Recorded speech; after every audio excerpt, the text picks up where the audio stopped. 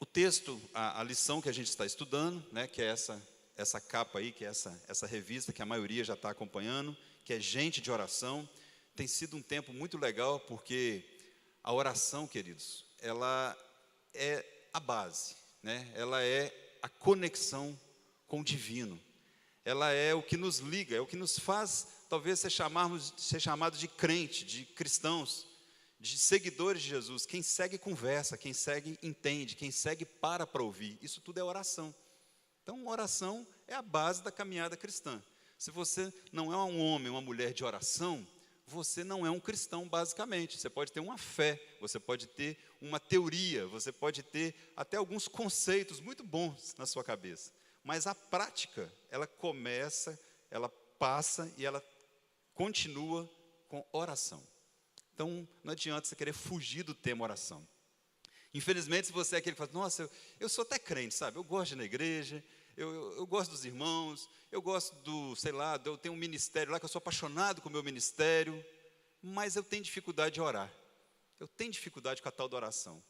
Então, querida, essa sequência de escola bíblica foi feita também para você, muito especialmente, porque você precisa tratar essa área da sua vida. Tratar a sua relação com Deus. Porque a oração, uma das melhores palavras para definir oração em relação ao nosso Deus é relação, é relacionamento. A forma que você se relaciona com Deus. E essa lição de hoje, especificamente, ela vai abrir um pouco esse leque. Ela é muito interessante nesse aspecto, porque ela vai tratar de oração num aspecto um pouco fora do trivial, um pouco fora daquele que a gente acostumou, que a gente aprendeu ali quando criança, né? Você tem que falar com Deus todos os dias, orar é falar com Deus, esse negócio de falar com Deus. Essa lição ela vai quebrar um pouco uma outra área, uma outra faceta da nossa relação com o nosso Deus. Hoje vamos falar sobre Abraão, né? Que Abraão suplica pelos ímpios. Pelos ímpios. Quem são os ímpios? Boa pergunta, né? Duas palavras que às vezes nos confundem. Quem que é os gentios? Quem que são os ímpios? A gentio é mais complicado, ímpio é mais fácil, vamos ser sinceros, né? Gentio, às vezes tem gente que fica, nossa, o povo gentio, quem que é uma gentinha? Não tem nada a ver, é gentio mesmo, né? Em rápida palavra aí, quem que é o ímpio? Fala aí, abre a boca. Ímpio ou medo da pessoa errar? Quem ainda não conhece o Senhor? Boa, ímpio. Eu não estudei essa palavra, me veio isso aqui agora de perguntar, mas o ímpio, eu tenho a impressão que vem da relação de piedade, né? O piedoso é o ímpio, né? Ao contrário, né? A pessoa que não tem a piedade, que não é adepto a alguém, alguma coisa, é o ímpio, é o contrário, né? O irmão pastor Fred já está até fazendo uma consulta na palavra aí, etimologicamente. Vê se eu fui muito longe. Quem entende um pouquinho de origem de palavra aí, vê se tem a ver com isso. Mas não precisa procurar, não. Mas, fazendo de forma bem simples, é a pessoa que não tem a fé no nosso Deus. Né? Que não tem a fé no nosso Deus. O Deus Jeová, o Deus Criador, o único Senhor e Salvador. A fé em Jesus Cristo. Esse é o ímpio. Né, o contrário do que tem a fé. Mas é isso mesmo? Tem a ver com piedade? Desapiedado, aí, olha que palavra bonita, queridos. É o desapiedado, é o ímpio. Tá? E o gentio é exatamente um povo que não era o povo de Deus. É o povo gentio, né, quando a Bíblia fala. E por que eu estou chamando atenção para isso? Querida, é tão fácil orar pelos nossos filhos, né? É tão fácil orar pelos nossos familiares. Quando tem um parente, um pai, uma mãe enfermo, ou quando tem um irmão da igreja que a gente ama, ou até mesmo alguém da comunidade da fé, e aí alguém traz aquele pedido de oração, fulano de tal não está passando bem, vamos orar por ele. Aí você põe o joelho no chão e faz aquela oração e clama a Deus, né, com aquela fé, aquela vontade. Mas quando a pessoa é um ímpio que às vezes até fala mal do Evangelho, às vezes até zomba dos cristãos, zomba da sua fé, zomba do seu Deus. É um ímpio, e um ímpio daquela pior qualidade. Aí é um pouquinho mais difícil, não é?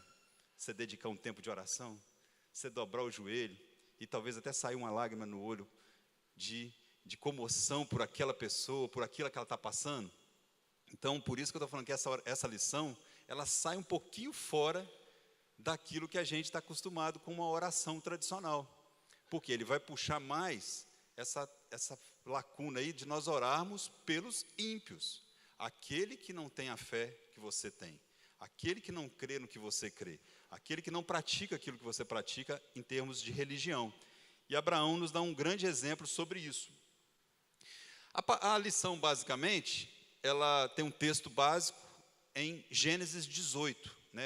Nós vamos tirar 3 grandes lições do livro de Gênesis todinho. Do Gênesis 18. Que ele tem exatamente 33 versículos. Né? Então, acho que mais ou menos do 1 ao 8 nós vamos tirar uma lição, do 9 ao 15 outra lição, e do 16 até o final uma outra lição para a nossa vida nessa manhã. O autor da lição, ele colocou um versículo-chave muito interessante. Eu, para ser sincero, eu li umas 3 vezes assim, para entender por que ele pôs esse versículo-chave para essa lição. Né? Aí depois eu realmente achei o porquê estudando a lição. O versículo-chave é de Isaías 49. Isaías 49, queridos, é aquela história quando quando esse versículo, também te dei como luz para os gentios. Né? Isso aqui é quando o próprio Isaías fez um pedido a Deus, né, para poder não exterminar o povo que tinha feito o bezerro de ouro. Lembraram da história? Porque ele subiu, ficou ali com Deus um tempo, quando o próprio Deus falou, desce lá, porque o povo já se corrompeu.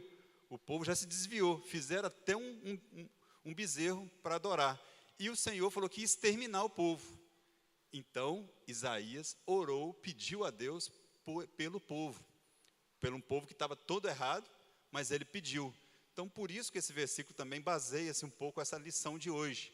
Que é também Isaías fazendo algo muito parecido com o que Abraão fez. Também pedindo pelos outros que estavam errados. Né? O versículo diz assim, sim, diz ele, pouco é o seres meu servo, para restaurares as tribos de Jacó e tornares a trazer os remanescentes de Israel. Também te dei como luz para os gentios, para seres a minha salvação até a extremidade da terra. Até a extremidade da terra. Na verdade, o autor foi muito assim, lembrou muito bem dessa passagem que tem muito a ver com a lição de hoje e tem muito a ver com a nossa vida. Porque uma das coisas que nós nos esquecemos muitas vezes, e que é um dos chamados maiores que Deus tem para cada um de nós, remido e lavado no sangue de Jesus, é sermos luz para os gentios. Como um dia alguém foi luz para nós também gentios, que nós somos gentios, né? Salvo se alguém aqui é da linhagem de Israel, né? Eu não sou, e a maioria não é, quem que eu conheço aqui na nossa igreja, não tem ninguém que seja da família, né, de um judeu autêntico. Todos nós somos gentios. Todos nós fomos alcançados por esse amor aos gentios, aos fora da família, fora do povo que Deus separou e escolheu para ser o povo dele. Então nós também hoje, além de termos que nutrir a nossa fé, além de termos que nos aperfeiçoar em como lidar com Deus, como adorá-lo, como exaltá-lo, sermos mais santos, procurar perseguir a fé e a santificação, sem a qual ninguém verá Deus, isso tudo, além disso tudo, nós precisamos, e Deus se preocupa, que nós sejamos luz para os gentios, luz para quem não é o povo dele. Olha que responsabilidade. E aí, dentro dessa luz que temos que ser, se temos que ser luz, temos que orar por esse povo, interceder, doer-se por eles, preocupar-se com eles.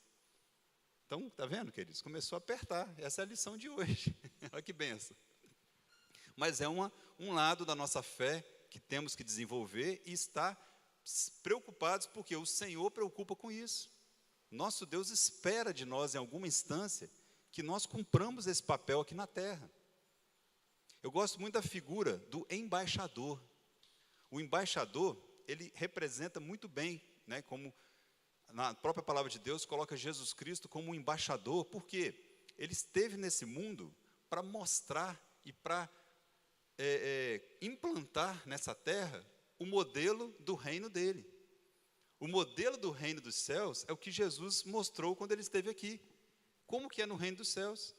Coisas simples como você não ter doença, não ter outras complicações, que quando Jesus chegava naquele lugar, aquilo acabava.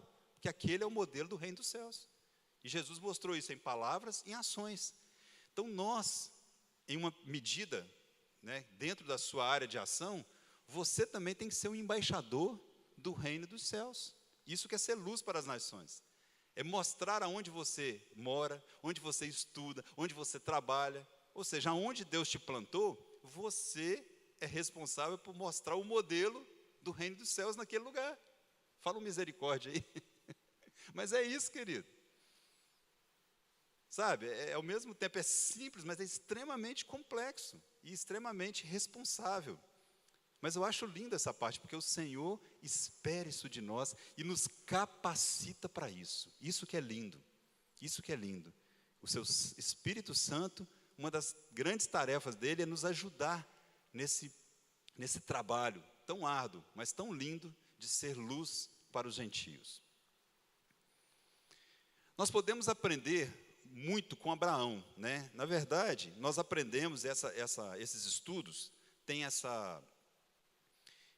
digamos assim, esse objetivo de aprender oração com grandes homens de Deus, com homens que fizeram a história, as histórias deles estão na palavra de Deus, e através deles nós vamos aprender muita coisa, né?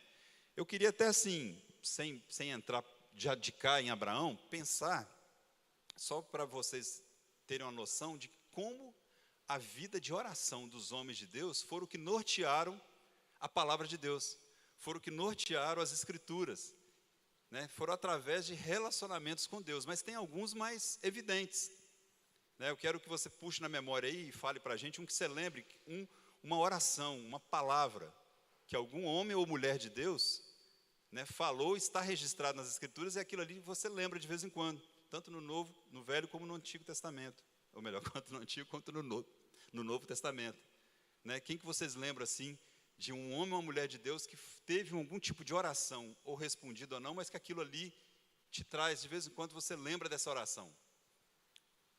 Fala aí algum que venha à sua mente aí, de um pedido, de um agradecimento, de uma súplica. Êxodo 32. Fala um pouquinho mais alto, como é que é? Isso aí.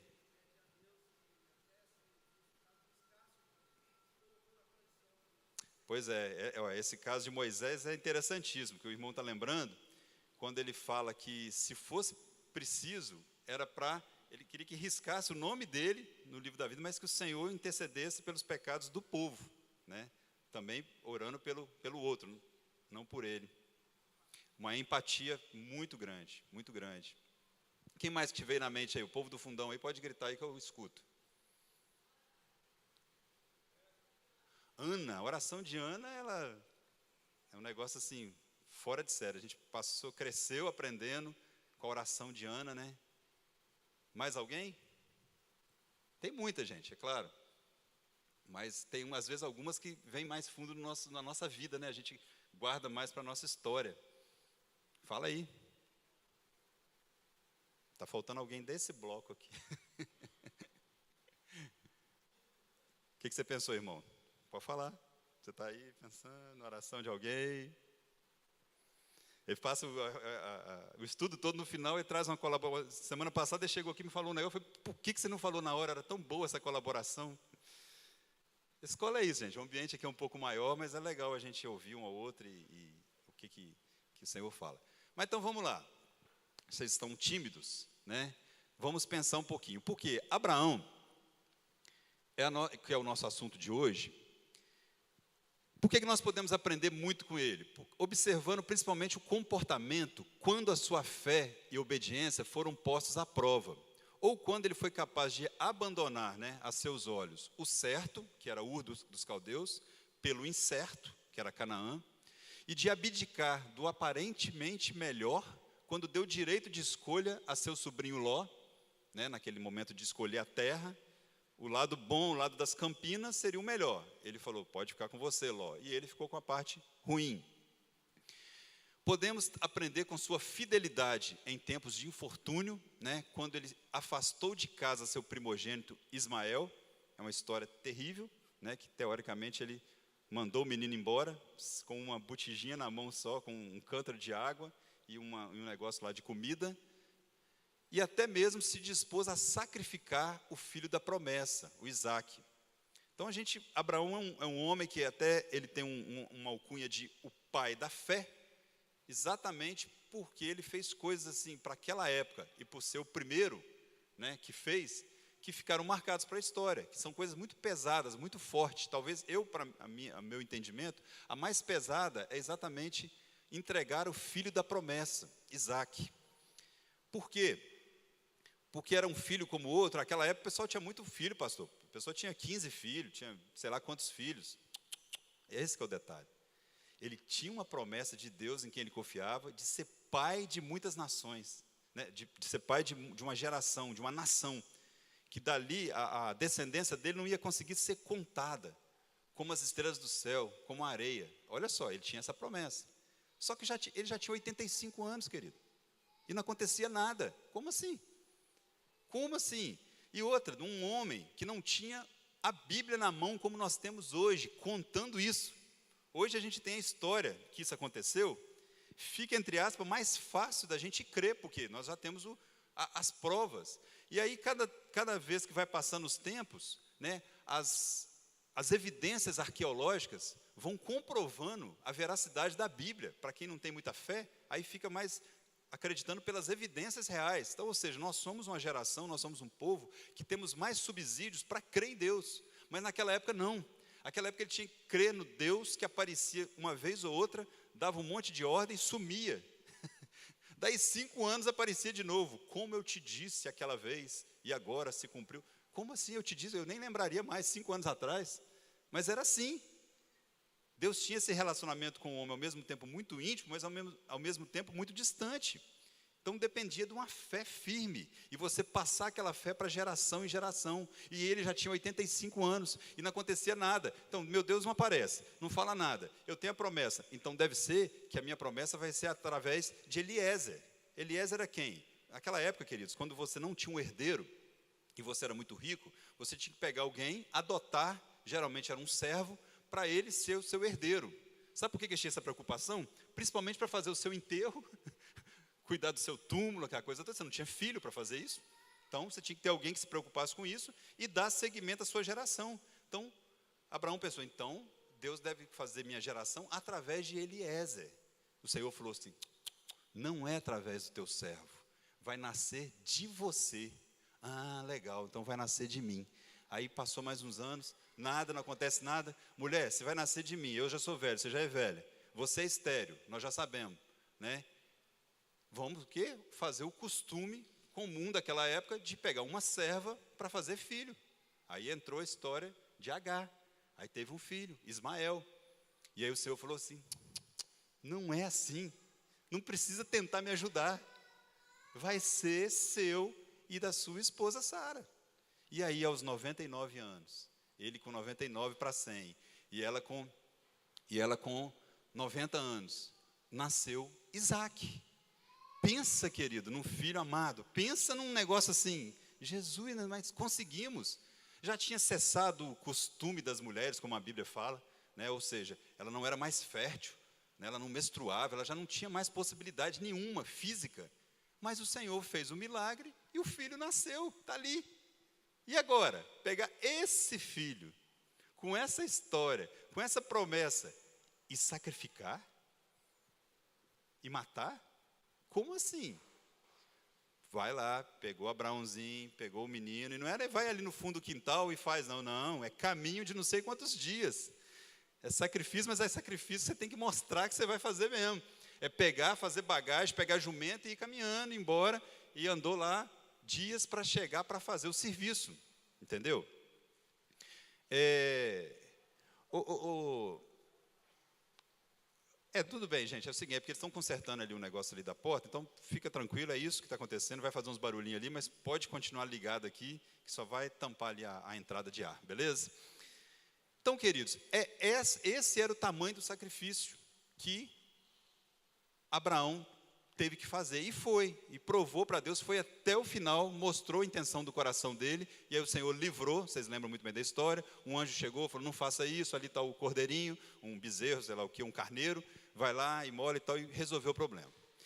Então, um homem com esse nível de relacionamento com Deus, queridos, tem muito, muito, muito a nos ajudar, enquanto a nossa vida de oração, enquanto a nossa vida, o nosso relacionamento com Deus, nem só a vida de oração, o relacionamento com todo. E é isso que vamos ver. Na lição de hoje, nós daremos ênfase a um determinado aspecto da vida de Abraão, a sua vida de oração. Apesar de ter sido pai da fé, dele ter feito coisas maravilhosas, dele ter tido toda aquela disponibilidade de fazer tudo que Deus mandava, ele fazia assim na mesma hora. Isso que era interessante. A gente aprende muito com ele, porque quando ele fala assim, quando o Senhor encontra com ele, fala assim, para mostrar que vocês são um povo meu, pensa só, Deus falando com você, te chama e fala assim, ó, fulano, para mostrar que você é meu, você faça isso. Aí você sai da presença de Deus e no outro dia você faz isso que Deus mandou. Só que isso que Deus mandou, sabe o que era? Era circuncidar todos da casa dele. Ele, já com tantos anos lá, com seus 70 e poucos, e mais os servos todos, todos os nascidos em sua casa. Nascido em sua casa, queridos, era na média 340 pessoas, só para você ter ideia. É um povo. E sabe o que é circuncidar? Aqui não tem nenhuma criança. Todo mundo sabe. E todo mundo sabe que naquela época não tinha anestesia, não tinha bisturi, não tinha nada. Era talvez com algo ali, um bambuzinho, como os índios faziam, as facas feitas de uma coisa parecida com bambu, bem fininho, ou pedra.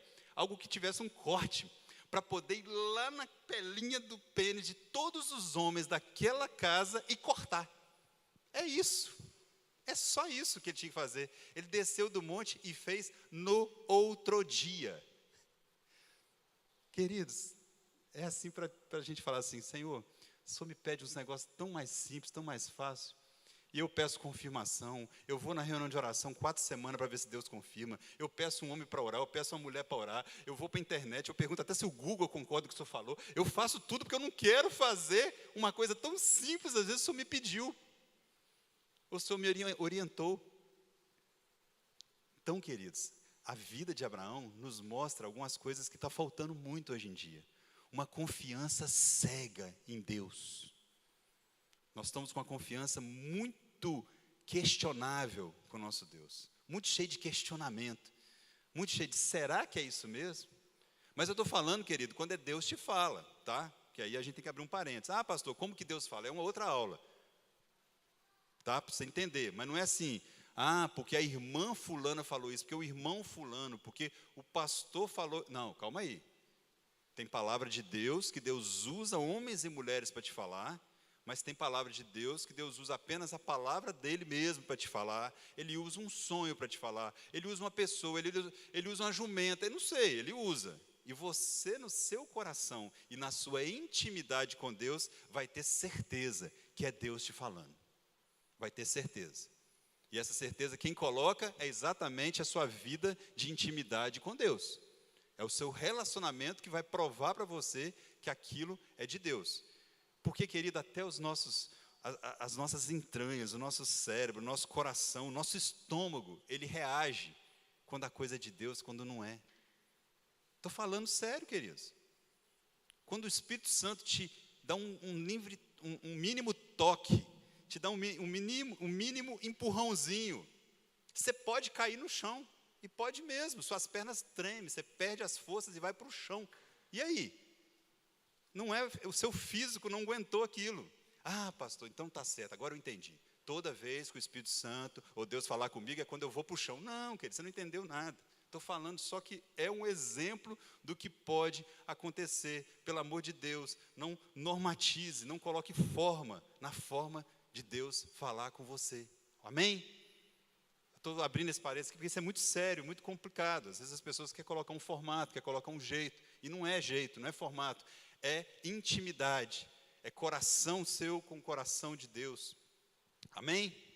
Então vamos lá. Mas eu estava exemplificando porque nós temos que aprender esse relacionamento a esse ponto de passar sobre essas coisas.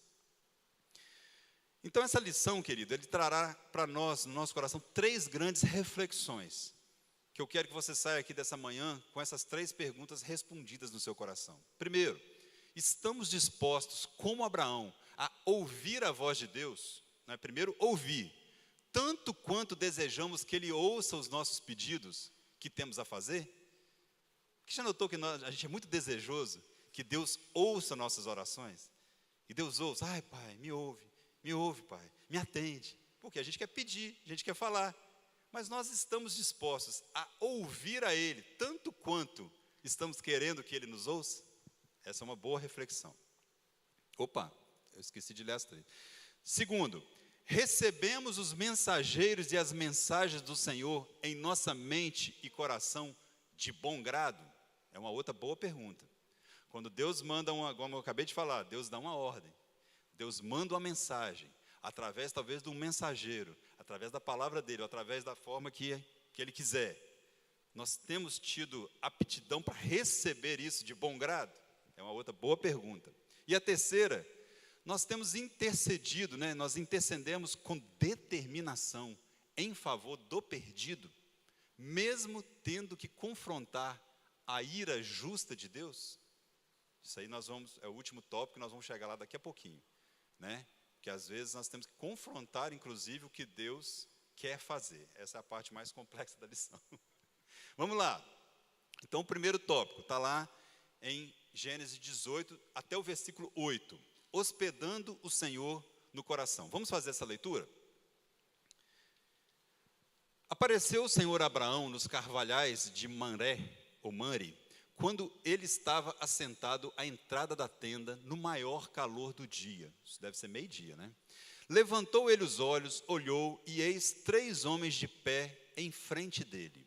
Vendo-os, correu da porta da tenda ao seu encontro, prostrou-se em terra e disse: Senhor meu, se acho mercê em tua presença, rogo-te que não passes do teu servo.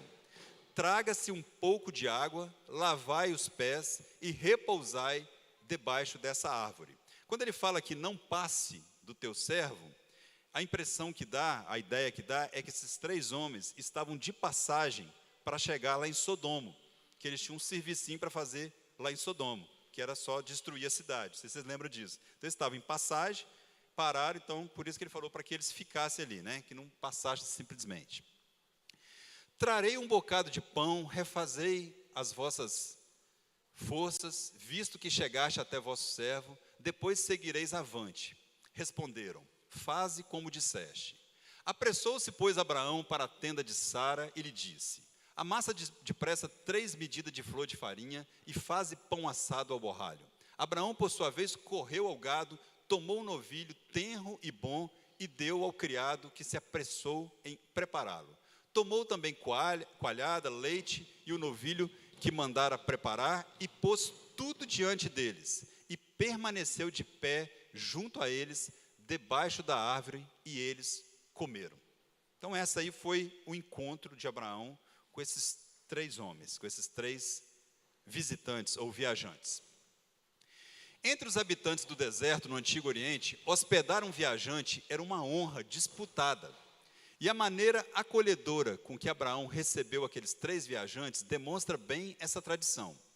A ocasião se tornou especial com a chegada dos 3 visitantes, mas o local em que tais fatos se passaram também se reveste de um significado muito especial na experiência de comunhão entre Abraão e Deus. Fora ali que o patriarca havia edificado um altar ao Senhor, tão logo chegou em Canaã, o lugar onde Deus proferiu o pacto abraânico, né? Que é: de ti farei uma grande nação e tal. Anos mais tarde, Jacó enterraria seus ídolos naquele mesmo local.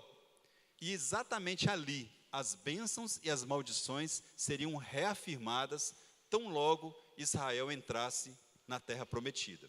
Então, esse local onde aconteceu esse encontro de Abraão com esses 3 viajantes, né, com esses 3 homens, e que na verdade não eram homens, simplesmente homens, né, nós vamos ver isso, era um local especial, porque ali também já tinha uma simbologia, que tinha acontecido várias outras coisas.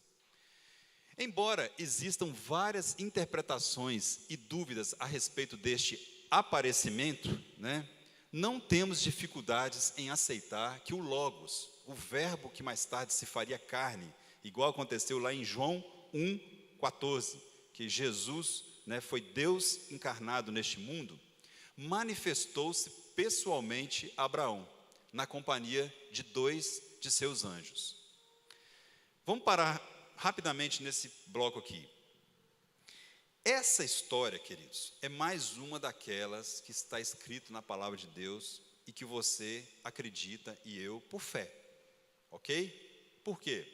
Aqui narra exatamente uma segunda, ou melhor, uma primeira, né, na ordem correta, uma primeira, como é que é o nome quando uma materialização, não, quando Deus se fez carne, né, de Deus se fazendo carne, para alguém ver, que isso depois aconteceu com Jesus. Então esse episódio era Deus com 2 anjos, em forma de 3 pessoas, que você via, que conversava, que era gente como qualquer outra pessoa, né? É claro que eram uns viajantes especiais, a gente vê pela narrativa do texto, que Abraão notou que não eram pessoas quaisquer, que era alguém um pouco especial, mas principalmente pelo que eles falavam, né? Mas o texto diz, e nós cremos, que Deus esteve naquele lugar com Abraão. Não foi aparecendo como Deus, não sei se vocês lembram, a palavra de Deus mesmo diz que um homem não consegue ver a face de Deus e permanecer vivo. A glória de Deus mataria qualquer ser humano. Então ele apareceu de uma forma que não mata o outro, em forma de gente. Então está bem explicado isso aí. Eu estou falando isso porque eu não fico nessa de dúvidas a respeito deste aparecimento. Eu não tenho dúvidas sobre esse aparecimento. Porque se eu tiver dúvidas sobre esse aparecimento, eu tenho que ter dúvidas sobre um monte de coisa que está na palavra de Deus, né? A dúvida muitas vezes é na forma que foi, se era porque é uma discussão complexa, eu não quero entrar nesse assunto. Se era apenas, porque tem versão que fala o anjo do Senhor, tá? Então quando fala o anjo do Senhor, muitas vezes tem versão que fala o Senhor. Então é só essa discussão aí que paira sobre esse texto. Mas essa extraordinária hospitalidade demonstrada por Abraão, por um lado, pode ter sido apenas uma demonstração da cultura e da educação dele, né? Entretanto, pode também ter sido movida pelo discernimento de quem de fato ele estava hospedando. Observe que o texto, no versículo 2, dá a entender que Abraão nem os viu aproximando. Pela narrativa no versículo 2, eles apareceram. É uma aparição, é um negócio meio diferente. Não é assim, senão está ali, vindo pelo caminho, ou um servo trouxe, porque nas fazendas, como se fossem fazendas, as pessoas tinham que se aproximar, passar por um monte de servo para até chegar na casa do dono, né? Isso era coisa normal.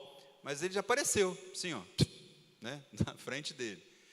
Mas eis que de repente, eles simplesmente estavam lá. E de qualquer forma, sabendo ou não, Abraão foi ricamente abençoado com aquela visita. E aí fica algo para a nossa vida, uma pergunta já nessa abertura desse tópico. Que tipo de acolhida tem recebido o Senhor e a mensagem dele em seu coração, em meu coração? É uma pergunta. Você tem dado a ele o melhor de sua atenção, de empenho e disposição? Ou seja, se a gente estivesse tratando aqui de relacionamento, de receber as pessoas, esse texto dá um show. Dá um show. A forma que Abraão fez, né, para um desconhecido, mas já nos serve de exemplo para esse mundo hoje tão particular, esse mundo tão exclusivista, onde cada um olha só as suas coisas, onde cada um olha só o que é bom para você, né, não está nem aí para o próximo. A gente precisa de um coração cristão, a gente precisa se atentar um pouco mais ao que está ao redor, a como a gente recebe as pessoas, a como a gente recebe um necessitado, a como a gente está de olho, está de repente ligado em alguém passando uma necessidade, precisando de algo da sua parte, ao seu redor. Eu estou falando isso às vezes no círculo familiar, às vezes no círculo de trabalho, às vezes no círculo acadêmico, não sei. Mas enquanto cristãos, queridos, pesa sobre nós também esse olhar que cada dia mais está perdido no mundo. O olhar da necessidade do outro, o olhar da compaixão, que é a palavra que define isso muito bem. É bem provável que o autor de Hebreus estava pensando nesse episódio lá de Abraão, quando ele escreveu assim: seja constante o amor fraternal, não negligencieis a hospitalidade, pois alguns, praticando-a sem saber, acolheram anjos. Isso é só naquela época? Não, queridos. Eu creio que ainda hoje, nós corremos o bom risco de acolher anjos sem querer, ou melhor, sem saber, né? Sem saber. Olha que frase maravilhosa do Cuthbert Simpson. Quando alguém acolhe outra pessoa com calor humano, pode estar mais perto do que pensa de uma experiência divina. Olha que verdade muito legal. Quando você faz algo com calor humano, acolhendo alguém, talvez você está mais perto do divino que você imagine, né? E o próprio Jesus, quando ele disse assim: quando você faz a um desses pequeninos, você está fazendo a mim. Então, né, aquilo que fazemos pelo próximo, na verdade, fazemos pelo nosso mestre. Isso está se perdendo, né? É engraçado, né, pastor? Isso era mais falado no passado. A vida hoje está tão virtual, está tão assim, cada um no seu quadrado, que está ficando difícil ouvir esse tipo de ensinamento cristão, que é coisa de cristão. Não vai falar isso com ninguém do mundo, não, querido. Não chega lá na sua casa agora e fala: seguinte, a partir de hoje, agora toda sexta-feira vai ser dia da gente fazer um prato de comida para uma família necessitada, sei lá, criar algum tipo de ação para o de fora. Se só você tem esse coração cristão, esquece.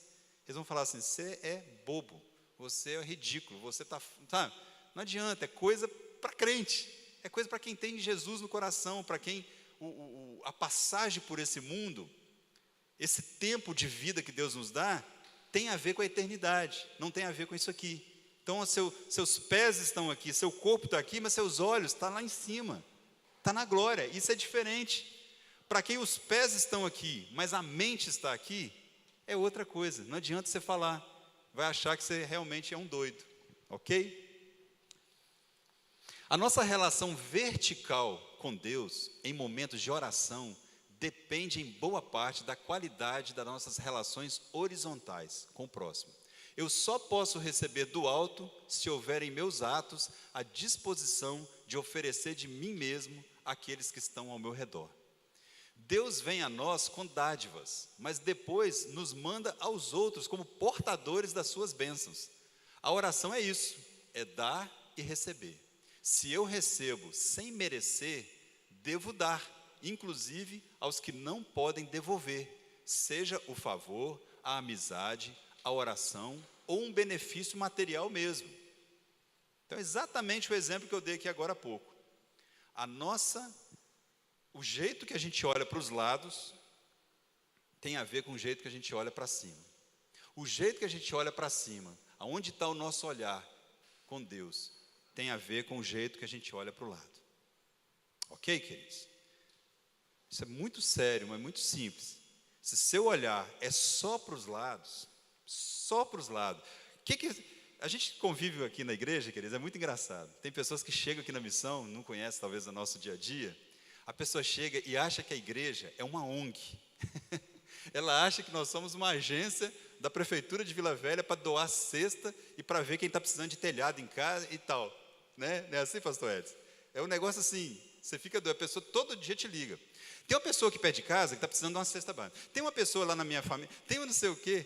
Por quê, querida? A pessoa está com o olho assim, para o lado, achando que tem que ajudar o mundo inteiro. Essa pessoa geralmente não está com o olho nem um pouquinho para cima.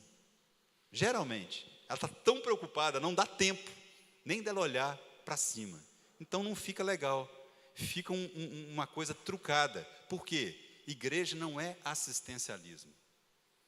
Igreja, o maior produto, desculpa a palavra, produto é feio, né? O maior valor que ela tem chama-se Jesus Cristo de Nazaré. Chama-se evangelho de transformação, de libertação e de salvação.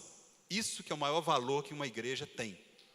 Quando ela leva esse valor a algum lugar, ele transforma uma família, ele transforma uma alma, ele transforma uma rua, ele transforma um bairro.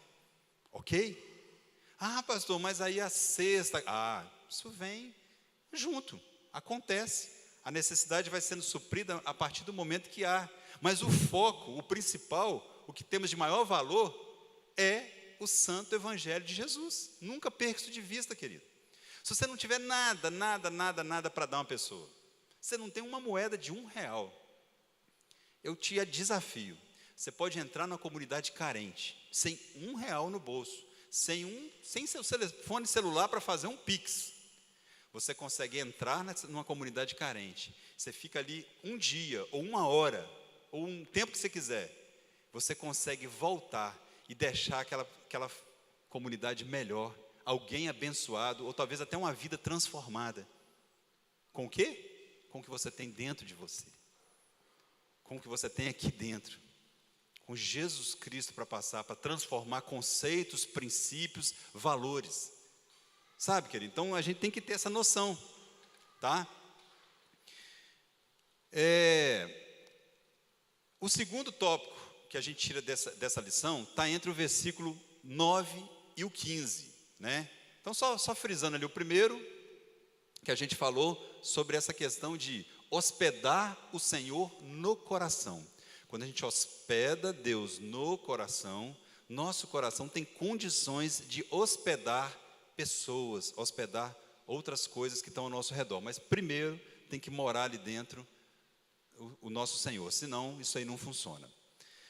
O segundo é ouvindo, a questão do ouvir o Senhor com atenção. Vamos lá, o texto diz assim: então lhe perguntaram, Sara, tua mulher, onde está? Ele respondeu, está aí na tenda. Disse um deles, certamente voltarei a ti daqui a 1 ano, e Sara, tua mulher, dará à luz a um filho. Sara o estava escutando à porta da tenda, atrás dele. Abraão e Sara eram já velhos, avançados em idade, e a Sara já lhe havia cessado o costume das mulheres. Riu-se, pois, Sara no seu íntimo, dizendo consigo mesmo, depois de velha, e velho também o meu senhor, terei ainda esse prazer? Disse o Senhor a Abraão, por que se riu Sara, dizendo, será verdade que darei ainda à luz, sendo velha? Acaso para o Senhor não há coisa demasiadamente difícil? Daqui a 1 ano, neste mesmo tempo, voltarei a ti, e Sara terá um filho. Então Sara, receosa, o negou, dizendo, não me ri. Ele, porém, disse, não é assim, é certo que riste. Esse texto é maravilhoso, né? Vamos lá. Abraão não só deu uma recepção de primeira linha, como também honrou os seus hóspedes com total atenção. O texto não diz sobre o que conversaram durante a refeição, mas é bem provável que Abraão mais ouviu do que falou. Primeiro porque essa era uma atitude respeitosa, mas também porque se aprende mais ouvindo do que falando. Assim também, para que ouçamos aquilo que o Senhor tem a nos ensinar, é preciso haver de nossa parte humildade e reconhecimento de que é direito de Deus falar e é obrigação nossa ouvir e responder.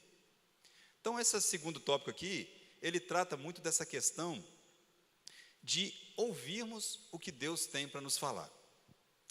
Queridos, isso é muito difícil na caminhada cristã, não sei se você concorda comigo. Porque a gente orar no sentido de falar, e pedir, e clamar, e não sei o quê, é fácil, porque é a nossa parte. A pessoa se ajoelha ou tira um tempo e começa. E derrama em cima de Deus todos os seus problemas, suas dificuldades e tal. E ainda fala, eu sou uma pessoa de oração. Eu gasto 30 minutos por dia só em oração. Aí se você for fazer uma análise, ela fica 30 minutos por dia falando com Deus. Falando. Ou em voz alta, ou no pensamento, não sei, mas falando. isso é uma vida realmente de oração? Não. Talvez isso seja uma vida de monólogo diário com Deus. Você pode até escrever um livro, Meu Monólogo Diário com Deus, né? Você fala, fala, fala. O difícil, queridos, que é difícil para todo mundo, eu confesso, porque a nossa mente ela fica 1000 por hora, ainda mais quando a gente lida com muitas coisas, é você parar para ouvir Deus te falar. Ah, querido, como não é fácil isso. Como é difícil você tirar um tempo de oração, e aí você fala com Deus, aí de repente você canta um cântico, mas aí de repente você fica quieto e fala, Senhor, fala comigo. Esse exercício é extremamente complexo. Por quê? Porque a gente não tem esse costume, a gente acha que não está acontecendo nada, a gente acha que é um silêncio mórbido, a gente, sabe? E aí quando você entende que Deus fala no seu coração, é na sua mente, é te dando criatividade, é te dando uma ideia nova, isso vem de Deus, sabe? Na vida de um servo de Deus, você tem que crer que todo pensamento que vier à sua mente tem grande possibilidade de ser Deus te falando. Eu sempre falo, tem 100% de possibilidade de ser Deus te falando, mas tem 100% de possibilidade de ser invenção da sua cabeça. Então fique esperto, sempre tem essas duas possibilidades, mas tem.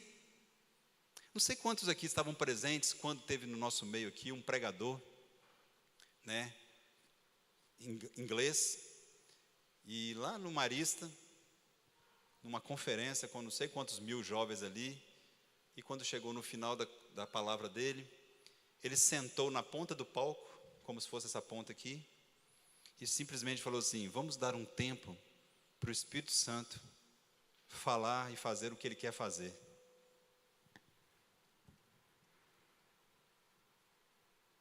E fez isso. Lembra, né, Décio? Eu confesso, foi a primeira vez que eu vi isso acontecer na minha vida. E ficou um silêncio mórbido, de 1 minuto, de 2 minutos. E sei lá de quantos, porque depois no silêncio dá a impressão que demora muito mais, pode ser que nem foi tanto tempo assim. Mas devagarzinho, o Espírito Santo começou a falar aqui e ali, e ali, e ali, e ali, e ali, e foi um dos momentos mais lindos do Espírito, que as pessoas foram deixando ele tomar espaço na sua vida, naquele lugar. Me lembrei disso aqui agora, porque a gente tem que tentar fazer isso em nossa vida devocional, de vez em quando. Ali estava um homem de fé, ouvindo o Senhor com atenção, mesmo sem saber ao certo quem era aquele que estava lhe falando. Obviamente, em algum momento, Abraão começou a perceber ou contrastar, né, o sobrenatural em seus desconhecidos hóspedes. Talvez o despertar dessa consciência tenha acontecido quando seus convidados perguntaram, Sara, tua mulher, onde está? Como que eles poderiam saber algo a respeito de Sara, que até então nem tinha sido apresentada, né? Naquela época era costume, inclusive, a mulher nem aparecer ali para os convidados, ela ficava só dentro da casa. Então aquilo ali já falou, opa, sabe que eu tenho uma esposa, sabe que o nome é Sara, né? Nem falou Sarai, ou seja, não conhece a história velha, já falou o nome novo. E ainda falou que ela vai ter um filho, essa coisa toda, e depois ainda falou assim, e ela riu. Olha só, e o texto fala textualmente que ela riu interiormente. Ela riu, sabe quando você ri por dentro? Mas o Senhor viu. Então era o Senhor mesmo, não era um homem qualquer, uma mulher, um homem qualquer que estava conversando com ele. Era alguém que tinha um sobrenatural. É pouco provável que Abraão tenha compartilhado de sua intimidade conjugal, né, a esterilidade dele, de Sara, com aqueles forasteiros. Mais perplexo ainda ele deve ter ficado quando um deles prometeu, certamente voltarei a ti daqui a 1 ano. E por fim, suas suspeitas se confirmaram com a repreensão que um deles, né, o Senhor, fez ao deboche camuflado de Sara, por detrás das cortinas. Por que se riu Sara? Foi o que eu acabei de falar. Você tem deixado Deus falar ao seu coração? É uma pergunta muito pertinente para esse trecho. Você tem deixado Deus falar ao seu coração? É aquilo exatamente que eu falei agora há pouco. Você tem promovido esse tempo? Você tem promovido essa oportunidade? Então, se não, queridos, vamos tentar promover essas oportunidades de ouvir Deus falar. E aí, é bom lembrar o seguinte, não é só em silêncio. Não é só em silêncio. O ouvir Deus falar é nós prestarmos atenção em tudo que acontece conosco. Tudo pode ser Deus falando. Tudo. Sabe, eu sou daqueles que quando eu pego o elevador e desço, chega lá no carro, esqueci o celular, sei lá, esqueci a chave do carro lá em cima. Eu, sinceramente, querido, eu posso estar atrasado do que for, eu nunca faço assim, puxa vida, que raiva. Então, não, sempre vem na minha mente, o Senhor me protegeu de alguma coisa que acontecesse se eu saísse exatamente agora. Eu penso assim, pode ser, pode não ser, pode ter sido displicência minha, eu não quero nem saber, eu faço de conta que foi de Deus, que Ele me protegeu de algo, e creio que muitas vezes foi mesmo. Isso que é a gente tentar ouvir Deus falar em tudo. Vou pular aqui então, para o terceiro tópico, orando ao Senhor com determinação, que aí é o final dessa lição, e é onde a gente vai estar encerrando. O texto, ele é um pouquinho grande, porque ele vai do 16 até o 19, então não vou ler ele todo, porque vocês sabem muito bem, vocês conhecem esse texto. Quem não conhece, depois dá uma lidinha em casa. Porque acontece o seguinte nessa história, né? Tendo levantado dali aqueles homens, olharam para Sodoma e Abraão ia com eles para os encaminhar. Aí já é algo interessante. Abraão foi caminhando com eles. Muito parecido com aqueles, quando tem uma visita na sua casa e você quer tanto ficar com ela, que você vai indo até onde dá. Quando você vai, não, a gente vai até ali no final da cidade, aí dali a gente despede. Que você quer tanto ficar com a pessoa, que você vai tentando ficar junto, não é assim? Quando aquele parente legal fica um tempo na sua casa, já aconteceu isso comigo. A gente vai, então vamos fazer o seguinte, a gente vai até, a pessoa está indo embora para Minas, a gente vai até ali nas montanhas, ali a gente toma um café e depois vocês continuam, a gente volta. Porque dá vontade de ficar mais tempo junto. Foi assim que aconteceu com Abraão, com esses três. Disse o Senhor, olha que interessante, quando ele viu que Abraão estava dentro, estava junto, sabe? Estava junto, ele já tinha uma promessa para ele, o Senhor falou o seguinte, olha que interessante, ocultarei a Abraão o que estou para fazer, visto que Abraão certamente virá a ser uma grande e poderosa nação, e nele serão benditas todas as nações da terra, porque eu o escolhi para que ordene a seus filhos e a sua casa depois dele, a fim de que guardem o caminho do Senhor e pratiquem a justiça e o juízo, para que o Senhor faça vir sobre Abraão o que tem falado a seu respeito. Disse mais o Senhor, com efeito, o clamor de Sodoma e Gomorra tem se multiplicado e o meu pecado se tem agravado muito. Ou seja, Deus começou a contar para Abraão o que ele ia fazer lá em Sodoma. Descerei e verei se de fato o que tem praticado corresponde a esse clamor que é vindo até mim. E se assim não é, sabê-lo-ei. Então partiram dali aqueles homens e foram para Sodoma. Porém, Abraão permaneceu ainda na presença do Senhor. Ele continuou junto. Não, eu quero caminhar com vocês. Deixa eu ir caminhando um pouco mais.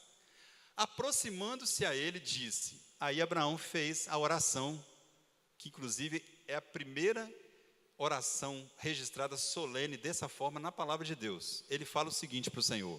Senhor, destruirá o justo com o ímpio? Deus contou para ele, falou, eu estou para ir lá em Sodoma, ver se é verdade toda a maldição que tem, e se for, eu vou destruir a cidade inteira. Aí Abraão fala, Senhor, please, o Senhor vai destruir tanto o ímpio quanto o justo? Olha só, gente, que coisas, Abraão tem essa coragem de virar para Deus e confrontar ele nesse aspecto, sabendo do caráter de Deus. Se houver porventura 50 justos na cidade, destruirá a si mesmo e não pouparás o lugar por amor dos 50 justos que nela se encontram? Longe de ti o fazeres tal coisa, matares o justo com o ímpio, como se o justo fosse igual ao ímpio. Longe de ti, não farás justiça, o juiz de toda a terra. Gente, Abraão colocou Deus no canto. Tipo assim, não acredito, Senhor. O Senhor, sendo um juiz reto e tal, só vai ter coragem de fazer isso? Olha que doideira. Esse negócio dá vontade de a gente mudar a forma de orar com Deus, né? Aí os caras abrem um parênteses, que a pessoa vê um negócio desse e começa a ordenar para Deus. Não é nada disso, queridos. Não é nada disso. Mas aí, então disse o Senhor: se eu achar em Sodoma 50 justos, né, dentro da cidade, pouparei toda a cidade por amor deles. Ah, Abraão, beleza. Então, se achar 50. Aí Abraão começou a fazer as contas. Eu conheço Ló, conheço a mulher dele, conheço mais uns 3. Ixi, vai dar 50 não. Aí o que ele fez? Espera aí, Deus, espera aí. Eis que me atrevo a falar ao Senhor que eu sou pó, né? Ele se colocou na condição dele: eu sou pó, eu sou cinza e tal. Na hipótese de faltar 5 para 50, dá para poupar? Gente, Abraão começou a fazer uma berganha. Parece que você está comprando tapete, daqueles vendedores de tapete. Além de 40, só dá quanto? Só dá quanto? Né? Mas brincadeiras à parte, ele falou, né, com medo de não ter os 50, ele perguntou: se faltar 5. Aí o Senhor falou: se faltar 5, eu vou poupar toda a terra. Aí ele falou: mas espera aí, pastor, o Senhor, e se tiver 30? Ele falou: se tiver 30, eu vou poupar. Não, mas e se tiver 20? Ele estava com medo. O Senhor falou: se tiver 20, eu vou poupar a cidade toda. Aí Abraão falou assim: pela última vez, Senhor, não fica chateado comigo, mas se tiver, que é o final ali, ó, se porventura houver ali 20, tal, disse ainda Abraão: vai, não se ire, Senhor, se lhe falo somente mais essa vez. Se porventura tiver 10, respondeu o Senhor: não a destruirei por amor dos 10. Tendo cessado de falar Abraão, retirou-se o Senhor e Abraão voltou para o seu lugar. Essa é a oração, a parte final do texto dessa manhã. Para aqueles a quem Deus considera amigo, compartilhar seus pensamentos e planos pode tornar-se possível e até natural. E embora sendo ele soberano em suas decisões, ainda assim leva em conta as nossas ideias em relação aos projetos que compartilha conosco. Deus agiu assim com Moisés, quando deixou que soubesse de sua intenção de destruir os rebeldes israelitas. É lá aquela história do deserto, do cordeiro, deles adorarem a imagem que tinham feito. E o Senhor falou: falava o Senhor a Moisés face a face, como qualquer fala a seu amigo. Tal conhecimento deveria alçar nossas orações a um nível mais elevado, passando de nossos interesses menores para assuntos de maior importância. O que estava em jogo a partir de Gênesis 18, 16, já não eram as questões domésticas de Abraão. Vou ter filho, não vou ter filho, vou ser grande nação, não vou ser grande nação. Isso já estava resolvido. Mas o que estava em jogo era o destino de Sodoma e Gomorra. Deus compartilhou com Abraão o trágico destino de um povo que não era a sua gente, não era nada dele. Ele só tinha um parente lá, o resto não era povo de Abraão. Nem por isso Abraão deixou de se importar com a fatalidade que lhes aguardava. Afinal, ele conhecia aquela gente, conhecia o seu rei, conhecia homens, mulheres e crianças que ele mesmo havia ajudado a salvar quando a cidade fora invadida. Como deixar de se importar com a tragédia que se aproximava? Abraão se importava sim com Ló e sua família, que era o seu sobrinho, né? Mas o que moveu seu coração para suplicar em favor daquelas cidades estava muito além de seus interesses familiares. Caso contrário, não teria parado de interceder quando Deus lhe prometeu poupar a cidade se encontrasse 10 justos ali. Perante o Senhor, devemos nos portar com reverência e temor, mas também com ousadia e confiança, orando ao Senhor com determinação e persistência por aquilo que Ele mesmo assentou em nosso coração como sendo apropriado. Orar dizendo: se for da tua vontade, né, pode ser um sinal de humildade e resignação, mas também pode ser entendido como falta de fé e de convicção de que Deus se agrada daqueles que se colocam na brecha. O autor lembrou daquele texto da brecha, lá de Ezequiel, né, que diz assim: busquei entre eles um homem que topasse o muro e se colocasse na brecha perante mim, a favor desta terra, para que eu não a destruísse, mas ninguém achei. Você estaria disposto a ser esse homem ou essa mulher que se coloca entre o ímpio e a ira de Deus? Aí nós chegamos lá no que a gente tinha falado no começo da lição, que eu acho que é o mais importante que essa lição traz como diferencial na vida de oração, como algo a ser perseguido. Não só aquela oração dos nossos interesses, das nossas vontades, das nossas necessidades, das nossas indecisões, sei lá, de tudo do nosso sofrimento, mas sim a oração pelo ímpio, pelo outro. E muitas vezes, por aquele que de alguma forma, quer ver, esse ímpio que está errado. Ele está tão errado que está debaixo da ira de Deus. Deus está ali. Vamos ser sinceros, a gente com discernimento espiritual, às vezes você vê uma situação de uma família, ou de um homem, ou de uma mulher, e que o afastamento dela de Deus, a gente vê a olhos nus que está acabando com a vida dela, né? É um abismo, chama outro abismo. A pessoa não para emprego, a pessoa, sabe? Porque é o afastamento dela de Deus. Ou seja, ela está colhendo tudo aquilo de errado que ela tem feito. E você vê isso, está na cara. Você olha e fala aqui, essa pessoa está colhendo todo o mal, ou que fez, ou que faz, todo o pecado dela. E aí, isso é o quê? Isso já é um processo natural, né, de algo divino sobre aquela pessoa. A bênção, a pessoa é abençoada, aqueles que te abençoarem, mas também é amaldiçoado aqueles que amaldiçoam o Senhor. Então isso é quase que uma consequência, a palavra é uma consequência daquilo. E aí você entrar para interferir, Senhor, eu sei que essa pessoa está toda errada, que ela está pecando contra ti, que ela inclusive faz isso, isso e isso, ela, sei lá, ela processa a sua igreja, ela, sei lá, ela tem um motivo, aí mesmo assim, você chega e fala, Senhor, eu sei que, né, o Senhor pode ter compaixão dessa pessoa. Então, o que essa lição está nos perguntando é isso, querido, nosso coração, algum momento, tem tido esse tipo de compaixão pelo ímpio? Pelo ímpio? Estaria disposto a interpelar o próprio Deus se isso de alguma forma resultasse no benefício da salvação para aqueles que merecidamente deveriam ser condenados? Então essa é a grande pergunta da manhã, que fica para a nossa vida.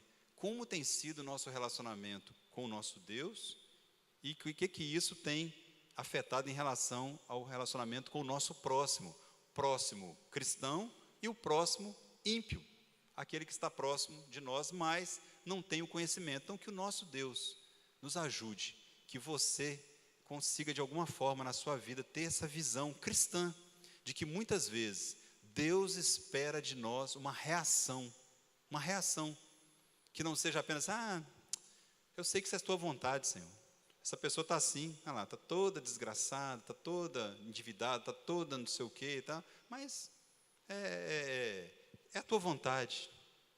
Não, queridos, Deus mostra-nos através dessa passagem de Abraão, da passagem de Moisés, dessa passagem de Ezequiel, de alguém se colocar na brecha, que muitas vezes Ele espera de nós uma intenção diferente, uma intenção de amor ao próximo, que faz com que Deus mude o seu destino? Não, querido. Que faça com que Deus honre o processo, honre muitas vezes aquilo que Ele mesmo falou, de abençoar aquele que a bênção dele é sobre a bênção que Ele colocou sobre alguém, e você é esse alguém que Deus colocou essa bênção, como um dia Ele colocou sobre Abraão. Abraão foi um escolhido. Então ele foi escolhido, por isso ele pôde fazer tudo isso. Ok, todos nós fomos escolhidos e estamos debaixo da mesma bênção, não tem diferença alguma. No diálogo de Abraão com Deus, para concluir, queridos, no diálogo de Abraão com Deus, percebemos uma angústia ainda maior que a possibilidade de perder os parentes, maior ainda do que a ideia de ver sofrer e morrer toda a população de uma cidade. A angústia maior de Abraão era a dúvida que se levantava em sua mente quanto ao caráter de Deus. Quando ele ora assim, longe de ti o fazeres tal coisa, matares o justo com o ímpio, como se o justo fosse igual ao ímpio. Longe de ti, não fará justiça o juiz de toda a terra? Imagina a aflição que cairia sobre nós pela simples hipótese de nos vermos questionando as decisões e os atos de Deus, né? Foi o que eu falei agora há pouco. Mas sem esse desconforto, isso é um desconforto que a gente tem que ter. Que sentido haveria na oração? Que sentido haveria a gente ter uma vida de oração, uma vida de intimidade com Deus, se essa intimidade fosse até o ponto só de, ok, à tua vontade, Senhor, sim, só, não, isso não é intimidade. A intimidade pressupõe também você ter uma ousadia de ouvir não, isso aí você está totalmente errado. Isso é intimidade com Deus. Que sentido haveria em Deus buscar alguém que se coloque na brecha entre Ele e aqueles a quem pretende destruir?